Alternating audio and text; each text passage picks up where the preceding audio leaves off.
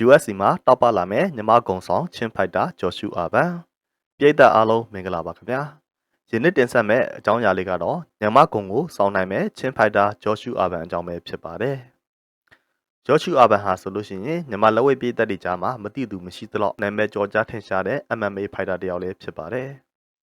ဂျော်ရှုအာဗန်ဟာအခုဆိုလို့ရှိရင်ကမ္ဘာနာမည်ကျော်လက်ဝဲ promotion ကြီးဖြစ်တဲ့ USC ရဲ့ Flyweight တန်းမှာအဆင့်14အထိရပ်တည်နိုင်ခဲ့တာဖြစ်ပါတယ်ဂျော့ရှူအာဘန်ဟာသူ့ရဲ့ဒီလိုဖိုက်တာဘဝကိုလိုလက်ကူကူနဲ့ရခဲ့တာတော့မဟုတ်ပါဘူး။ဂျော့ရှူအာဘန်ရဲ့ငယ်ဘဝကိုလေ့လာကြည့်မယ်ဆိုလို့ရှိရင်သူဟာအခက်အခဲပေါင်းစုံကိုကျော်ဖြတ်ပြီးဒီလိုအခြေအနေကိုရောက်ရှိလာတာကိုအထင်ရှားတွေ့ရှိနိုင်ပါတယ်။ဂျော့ရှူအာဘန်မှာမွေးချင်း9ယောက်ရှိပြီးတော့မြန်မာနိုင်ငံချင်းပြည်နယ်ဟာခါမြို့နယ်ထဲမှာမွေးဖွားခဲ့တယ်လို့သိရှိရပါတယ်။ဂျော့ရှူအာဘန်အသက်10နှစ်အရွယ်မှာပဲသူတို့မိသားစုဟာမလေးရှားနိုင်ငံမှာပြောင်းရွှေ့နေထိုင်ခဲ့ကြတာဖြစ်ပါတယ်။ဒီနောက်ဘန်တို့မိသားစုဟာပုံမကောင်းမွန်တဲ့အလုပ်အကိုင်နဲ့အခွင့်အလမ်းရရှိဖို့အတွက်ဘန်အသက်12နှစ်အရွယ်မှာပဲအမေရိကန်နိုင်ငံတက္ကဆက်ပြည်နယ်ဟူစတန်မြို့ကိုပြောင်းရွှေ့ခဲ့ကြတာဖြစ်ပါတယ်။ဘန်ရဲ့ Pro MMA ကစားသမားဘဝကိုတော့2021ခုနှစ်မှာ Fury Fighting Championship မှာစတင်ခဲ့တာဖြစ်ပါတယ်။2021-2022ရာသီတစ်နှစ်အတွင်းမှာဘန်ဟာ FSC မှာ9ပွဲထိုးသက်ခဲ့ပြီးတော့တပွဲသာရှုံးထားတဲ့ရလဒ်ကြောင့်မို့လို့နာမည်ကြီး promotion ကြီးတွေရဲ့စောင့်ကြည့်ခြင်းကိုခံထားရတဲ့ MMA ဖိုက်တာတစ်ယောက်ဖြစ်ပါတယ်။နောက်ဆုံးမှာတော့အမေရိကန်နိုင်ငံမှာအခြေစိုက်ထားတဲ့နိုင်ငံကျော်USC လက်ဝဲ promotion ပွဲကိုရောက်ရှိလာခဲ့ပြီးတော့ပွဲဦးတဲ့အဖြစ်2023ခုနှစ်ဇွန်လ24ရက်နေ့မှာကာဇက်စတန်နိုင်ငံသားဖိုက်တာဇာဂစ်ဇီမာကီလိုနဲ့ထိုးသက်ခဲ့ရမှာအနိုင်ရရှိခဲ့တာဖြစ်ပါတယ်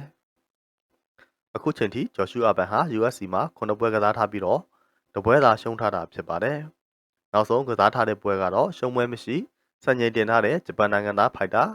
ရိန်းဆူဟာနဲ့ထိုးသက်ခဲ့ပြီးတော့အနိုင်ရရှိခဲ့တာကြောင့်USC မှာနေရာတစ်ခုခိုင်ခိုင်မာမာရရှိလာပြီလို့ဆိုရမှာဖြစ်ပါတယ်။နောက်ထပ်လာမယ့်ပွဲကတော့ USC ပွဲကြီးဖြစ်တဲ့ USC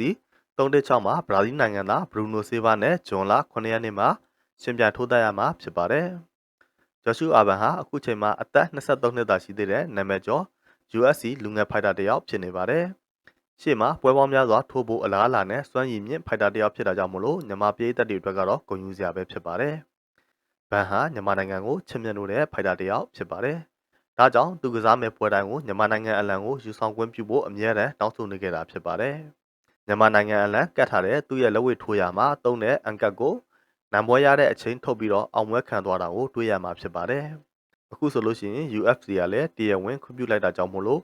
ပြီးခဲ့တဲ့ဂျပန်ဖိုက်တာနဲ့ပွဲမှာနိုင်ငံတော်အလံကိုတရားဝင်လွှမ်းခြုံခွင့်ရရှိသွားတာဖြစ်ပါတယ်။အင်တာဗျူးတစ်ခုထဲမှာဘန်ကိုမြန်မာမင်းသမီးတွေကဘသူ့ကိုအကြိုက်ဆုံးတယ်လို့မေးခဲ့တာ哦ဘန်ကမဆိုင်မတော်ပဲနဲ့မိုးဟိတ်ကိုကြိုက်တယ်လို့ဖြေခဲ့တာကြောင့်မို့လို့လူမှုကွန်ရက်မှာရေပန်းဆောက်သွားခဲ့ပါတယ်။ဒီလိုကမ္ဘာကျော် promotion ကြီးမှာညီမကုံကိုဆောင်နေတဲ့ US နိုင်ငံသားညီမကုံဆောင်ချင်းဖိုက်တာဂျော်ရှူအာဘန်တယောက်ရှိနေတယ်ဆိုတာကိုဂုဏ်ယူစွာနဲ့တင်ဆက်လိုက်ရပါတယ်ခင်ဗျာ။အဆုံးထိကြည့်ရှုပေးခဲ့တဲ့ပရိသတ်တယောက်ချင်းစီတိုင်းကိုအထူးပဲကျေးဇူးတင်ရှိပါတယ်ခင်ဗျာ။အသစ်တင်များသိရှိရအောင်ကျွန်တော်တို့ channel လေးကို like and subscribe လုပ်ပေးကြပါအောင်ခင်ဗျာ။